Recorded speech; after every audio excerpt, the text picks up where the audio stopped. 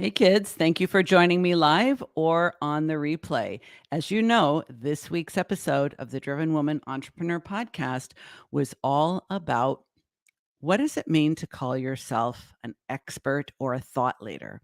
There is so much noise in the online space with these terms now. And as always, I have an opinion about them. Now, once upon a time, an expert was usually a person who had quite a bit of academic preparation, meaning degrees and usually advanced degrees. They had also been in their specific field for years, if not decades. They had an established body of work, whether that was publications, books, speaking engagements, and people could easily look to them objectively and identify that they are, in fact, experts. Because I come from an academic background, I worked in academic institutions as a mental health professional. I worked at the UCLA Neuropsychiatric Institute. That's where I got a lot of my graduate training. And I also worked for teaching hospitals as a service provider, supervisor, program coordinator, administrator, clinical director, and so forth. A great deal of my career was working in academic settings. So I also happen to be married to someone who is a professor as well as a clinician. So in these settings, people oftentimes didn't refer to themselves as experts. They were referred to as an expert by others. Now, things have changed significantly, especially if you are spending time in the online space. Now, the new definition of expert in the online world, and specifically in the world of coaching and consulting, which again is a new, rapidly growing, and as of now, 2023, an unregulated industry. Anybody can call themselves an expert. Everybody does call themselves an expert. And because it's an unregulated industry, and because people think the term expert means they will stand out, they will be credible, they will attract visibility, they will attract opportunities, and they will be able to sell their programs, products, and services. However, because the term expert in these settings really has no meaning, just like calling yourself a coach is something anyone can do. Literally, anyone can call themselves a coach. Anyone. Anyone can call themselves an expert in the coaching space, in the consulting space. And frankly, in the wild, wild west of the internet, anybody can call themselves an expert about anything. And as a matter of fact, quite a number of high profile, very popular, and very heavily marketed programs tell people you are an expert to the person who is two steps behind you. In their eyes, you're an expert. And as a matter of fact, many of the large programs that are marketed to people who want to start a business of their own in the coaching and consulting space say you don't need credentials, you don't need accreditations, you don't need education, you don't need any of all that advanced stuff. You can literally appoint yourself an expert based on your lived experience, and you can help people who are two steps behind you. This is a very different connotation for the term expert than has been the historical case, and frankly, than I believe it should be. Now, do I think there's no value in helping people that are slightly behind you? Of course not. There is tremendous value in helping people who are a couple of steps behind you. As a matter of fact, um, I have had people say, well, I find you very inspiring, but I wouldn't hire you because you're intimidating. Now, I know I'm a warm and friendly person, so I don't think it's my personality that's intimidating. And when I ask for clarification, they'll say, you're just so advanced compared to where I am And I don't want to compare myself to you and then just feel overwhelmed, frustrated, and inadequate. I understand that. That makes complete sense. To someone who's just beginning, hiring someone who has decades of experience might seem like too big of a reach, scary, and that they're not actually ready to learn from a person who has that great a breadth of knowledge. Now, there are other people who would look at someone like myself or another expert that has decades of experience and say, why would I want to learn from someone who's only a little more experienced than me? I want to learn from someone who's at the head of the class.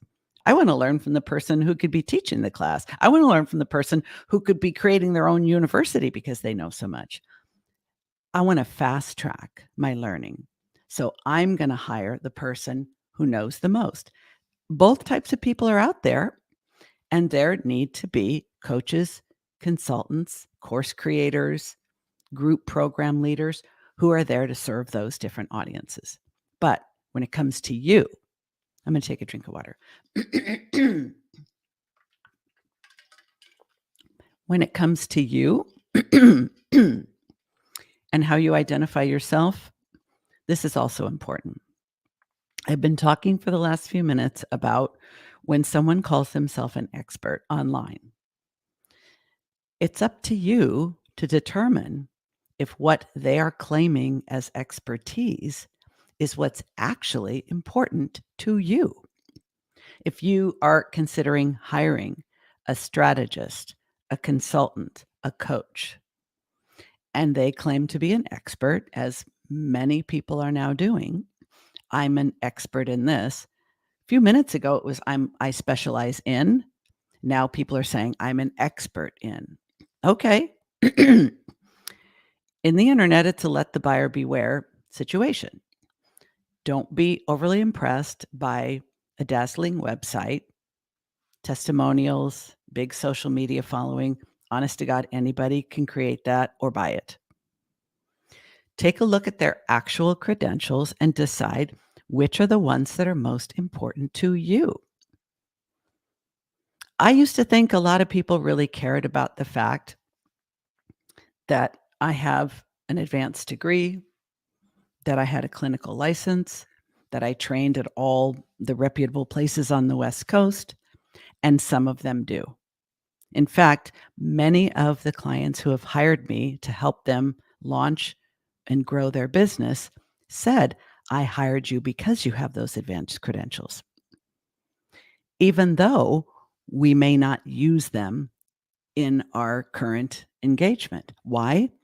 Because I've demonstrated to them that I'm a person who can embark upon a high level, advanced course of study and training and complete it. For them, that's a credential. For you, maybe not. So I want to look at this whole conversation about experts and thought leaders from both sides in this short live stream. First, when you're looking at someone to hire, you're looking at someone to work with, or frankly, even someone to pay attention to, like you're paying attention to me right now. Why should you care what I have to say? I can call myself an expert. I believe I legitimately am an expert. But my credentials are education, training, experience, and lived experience, personal experience. For some people, the only thing that matters is the personal experience. For those people, it doesn't matter that I have all the rest. They only want to know, have you done the thing successfully that I need help doing? Period. And the coaching industry is largely filled with people who have lived experience. Can they help the people that are two steps behind them? Absolutely. Abso-frickin-lutely. Do I believe the person who works exclusively with people that are 2 steps behind them should call themselves an expert? Personally, I do not. And the reason for that is, let's say, for example, you say you are an expert in content creation and using a content strategy to launch and grow an online business. Are you an expert in that if you've been doing it for 6 months? Are you an expert in it if you've been doing it for 6 years? Maybe not, because the amount of time you've been doing something does not always equate to the results you have gotten personally or are able to help others get. And this is where the use of the term expert gets tricky. In those cases, let's say you are a quote expert in launching a podcast. According to who? Because you've launched a podcast? Well, in that case, I'm an expert because I have a podcast. You may have heard of it. It's called The Driven Woman Entrepreneur. It's going to be 3 years old in May. I don't think that makes me an expert. I also don't think it makes me a specialist. Do I know how to launch a podcast? Yes. Do I know how to consistently release content on a podcast? Also, yes. Could I help someone else who doesn't know how to launch a podcast to launch a podcast? Absolutely. And I have done so with several of my clients. Does that make me a specialist in podcast launch strategy? Nope. Does it make me an expert in launching a podcast? Also, no. And if I decided to stop doing everything else in my coaching and consulting and strategy business, if I decided to stop all of it and only focus on helping people who want to launch a podcast to grow their business, how long would it take for me to feel comfortable referring to myself as an expert in that space? Well, I think it comes down to results. Not the length of time you've been doing something, not the size of your social media following, but how many clients you have helped who got the intended result. This is a little bit trickier. When you're an expert, you get good results and your clients get good results. That's something you can quantify. You can decide what the benchmarks are. I see far too many people online claiming to be an expert in helping people launch and grow an online business to 6 figures. How many people have you worked with that reached the desired goal? Do you have a system and a process that you can use over and over and over and over that is repeatable and consistent in the results that it gets? Then I think you're getting closer to being an expert. There's a podcast that I love so much that I'm actually now supporting through Patreon called Duped. It is by Michelle Mazer and Maggie Patterson. And the reason why I love Dupe so much, and I talk about it quite often, is because these 2 women who are both experts in their respective fields, Maggie in small service-based businesses and Michelle in messaging and marketing your business. They talk on this podcast about just all the misleading misinformation there is on the interwebs about how easy it is to build a business online. Friends, it is not. It is not easy. You may still want to do it, even though it's not easy. But if the reason you're doing it is because you believe it is easy, you're going to be woefully disappointed. And I think one of the things they also call out on Duped, in fact, I believe it's the very week that I'm doing this live, is talking about so-called experts. Fake experts, I believe is the term they used. Now, I don't think it means the person's expertise is fake or that they as a human being are fake, but calling yourself an expert in something that you're an absolute beginner in so that you can attract people who are even more of a beginner than you, I don't think that's acting with integrity. I don't even want to use the word ethical because coaching is an unregulated industry, so there are no agreed upon ethics in the coaching industry. And people can promise whatever they want. But in my opinion, if you have a business and you want to market your services online, should you call yourself an expert? It depends. It depends on the reason, and it depends on what you have to back it up with. If the reason you are calling yourself an expert in the online space is because you're in a coaching program and the leader of that program tells you, you're all experts, ladies and gentlemen. You are all experts to the people who are 2 steps behind you. If that feels okay to you and you want to accept that advice, and that is in alignment with your personal and business values, it's not my position to stop you.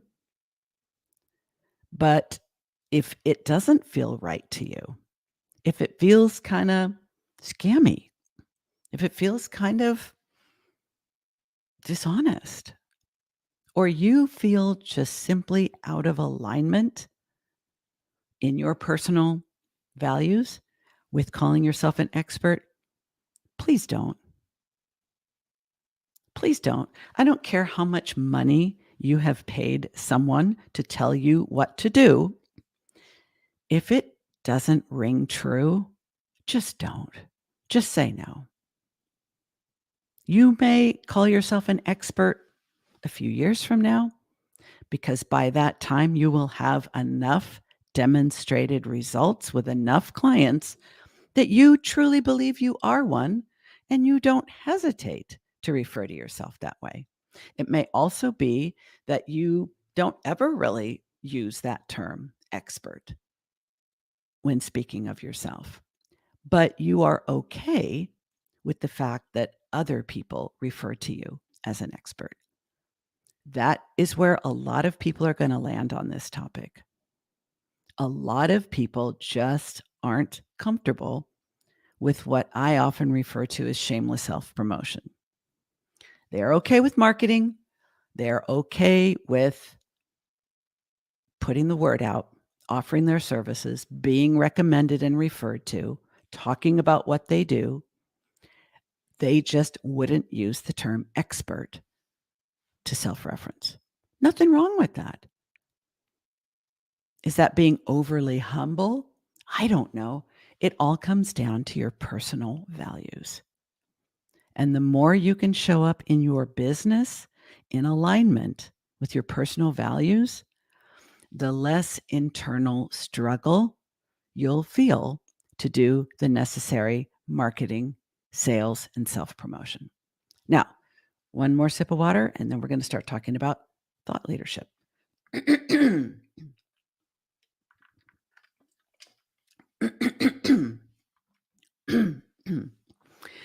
There are a lot of people who started using the term thought leader simply because it seemed like sort of the next level thing, this whole next level, next leveling and leveling up that we hear so much about online.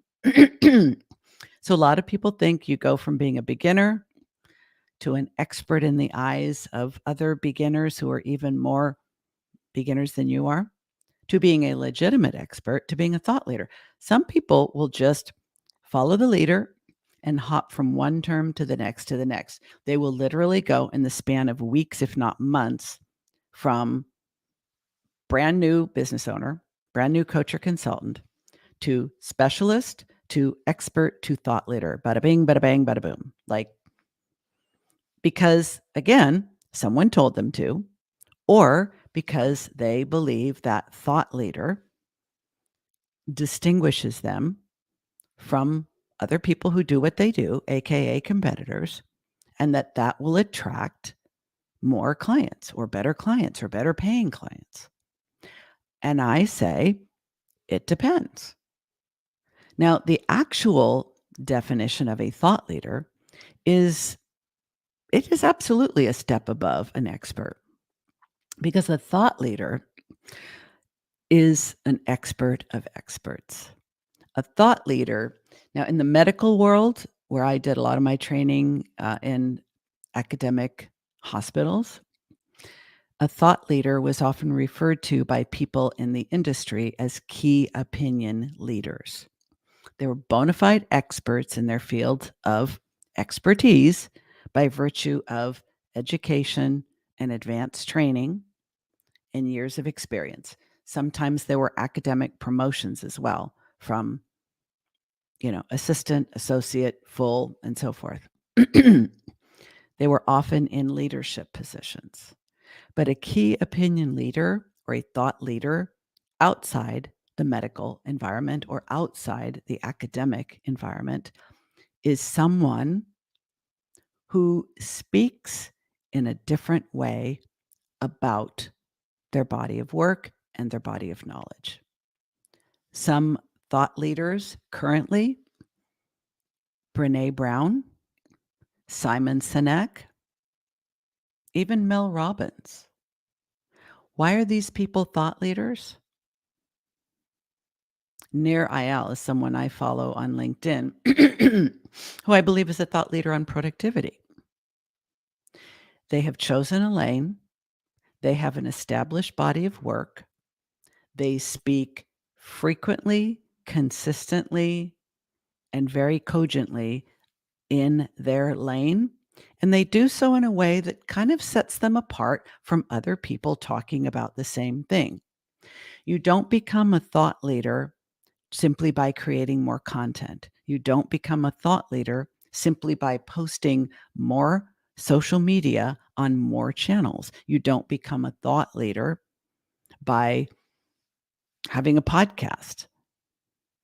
You might become a thought leader by having a book or a podcast, but it depends.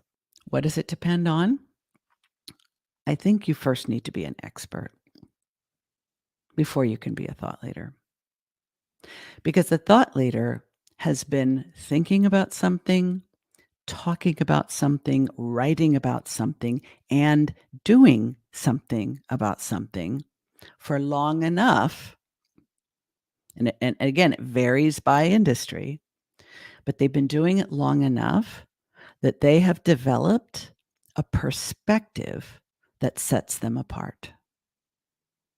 Regardless of what field they're in, you will be able to very quickly identify if something you read, see, or hear sounds like them.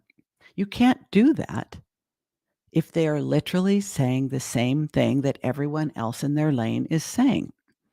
So we know someone is a thought leader when they have an established body of work and a perspective that sets them apart.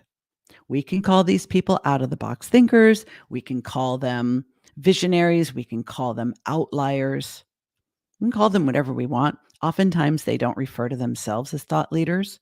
Oftentimes, genuine thought leaders are referred to that way by others. And many people who refer to themselves as thought leaders actually aren't. What's the distinction? Are you an expert? Do you have an established body of work? Are there books or articles, or are there interviews with you? Are there keynote speeches you've given? Is there a place that people can go to read, see, hear your body of work? And when they do, will they recognize it as yours? because it sets you apart from other people in your field. Now, Brene Brown is a licensed clinical social worker. I am a licensed clinical social worker. Brene Brown is a professor of social work. I was a professor of social work. Brene Brown is the thought leader. I am not currently a thought leader. The difference? Brene Brown has an established body of work in a specific area, she chose a lane. In the field of social work, you can talk about many, many, many things. As a clinical social worker, you can talk about many, many things. Brene Brown researches, teaches, writes, speaks exclusively about shame, vulnerability, self-worth, and belonging. So she is a thought leader when it comes to shame. She is a thought leader when it comes to self-worth. She is a thought leader when it comes to vulnerability and what we actually need in order to belong. And by the way, if you're not familiar with her work, you definitely want to check it out. That's thought leadership. Now, let's flip this around in our remaining couple of minutes and apply it to you. Can you become a thought leader from wherever you're starting right now? Absolutely. What does it take? I mean, is it possible someone watching this might already be a thought leader and not recognize it, not know it? I'm certain that's so. And why does it even matter? Let me tell you why. A lot of the people that I work with are professionals. They are established in a career as mental health professionals, healthcare professionals, legal professionals, financial professionals, whatever the field they're in. They have a profession. And now they want to step away from the way they work in that established profession to start their own business and to market their services online. They need to convert their mindset and their skill set. They need to transfer those things into the online space. So instead of working with people face to face, they're now working with people through a Zoom screen or an online course or you name it. In order to do that successfully and to claim the thought leader space, they will want to have first created a body of work in the offline space that can be translated to the online space. Can someone be a thought leader in the online space itself? Kind of meta, but yeah. Who is doing things differently? Who is an expert in their area and doing things differently? This could be you. I'm going to tell you quickly before signing off a couple of clients that I have worked with in the last year or so,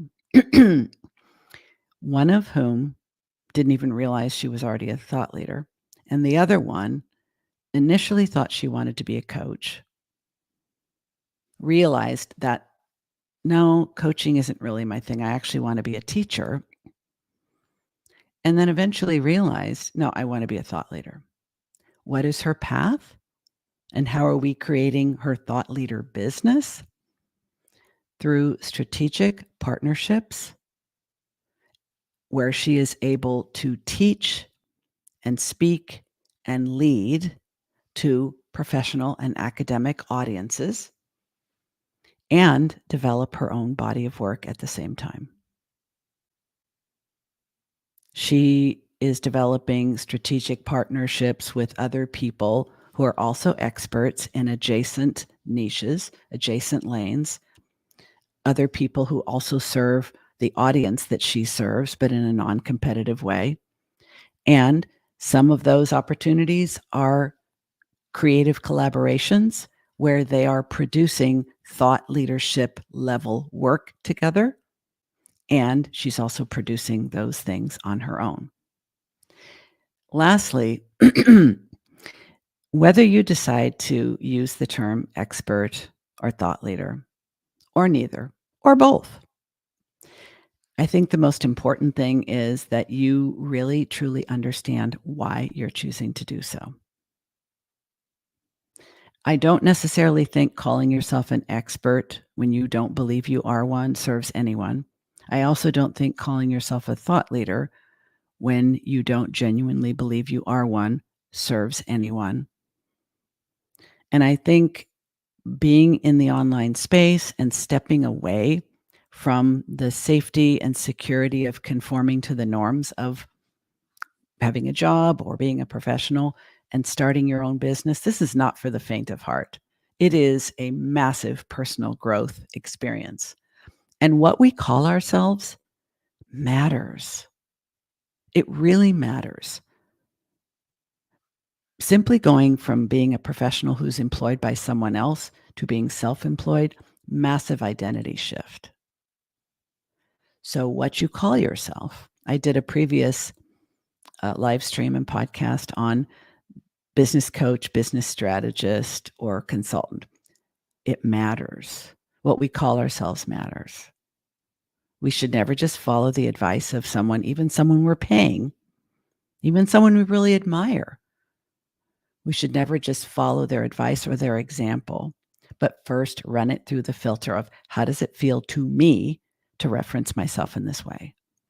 And if you're a creative person and a sensitive person, how does it feel when I get pushback? How does it feel if somebody calls me out? How does it feel when someone says, well, what makes you think you're an expert? Or where did your expertise come from? Why do you even say you're an expert? We need to think these things through because being able to promote yourself and grow your personal brand and your business as an expert or thought leader, it is a path that is very worthwhile and very satisfying and very fulfilling, and it may be the path for you. But you can't just use tactics. You need to be strategic. And I know it's been said by many people before, but I'm going to say it myself. Start with the end in mind. Do you want to have an expert business? Do you want to have a thought leader business? They're slightly different paths. If this is you and you would like to have a call with me, a free consultation about what that might look like, if we were to work together and I were to help you create that expert or thought leader business, I would welcome the opportunity to share my thoughts and see if we're a fit. I will make sure I link to how you can reach me with this video. Thanks for listening. I hope it was valuable. And whatever you decide to do, make sure it's in alignment with your own values and how you decide to see yourself. It matters.